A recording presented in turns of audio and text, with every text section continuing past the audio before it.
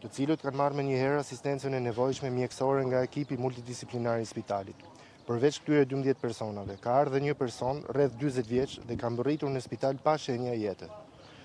Aktualisht në spital duke marrë trajtim intensiv janë 2 të mitur, një i moshës rreth 8 vjeç, 9 vjeç në gjendje të rëndë shëndetësore, një tjetër i mitur rreth moshës 14 vjeç ndodhet në repartin e observimit ku po monitorohet në mënyrë të vazhdueshme nga stafi mjekësor.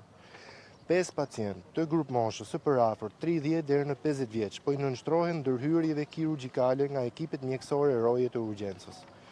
2 prej pacientëve që po i nënshtrohen ndërhyrjeve kirurgjikale janë shtetas të huaj, identiteti dhe shtetësia të cilëve nuk janë konfirmuar ende. Ata ndodhen faktikisht në gjendje të rëndë shëndetësore. 5 pacientë të tjerë janë në gjendje të stabilizuar, po trajtohen në urgjencë dhe po mbahen në mikqyrje të vazhdueshme mjekësore.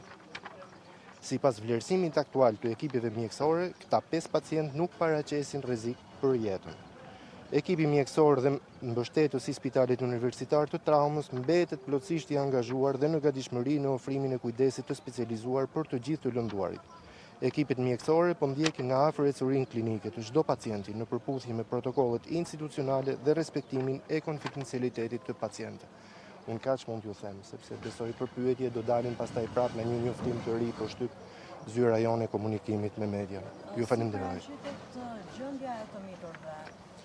Njëri është gjendje e stabilizuar, tjetri po i nënshtrohet besoj një ndërhyrje kirurgjikale, po duhet ta konfirmoj. Po për të vllajt çfarë moshe janë dhe a dihet shtetësia e tyre? Nuk dim, nuk kemi informacion më shumë.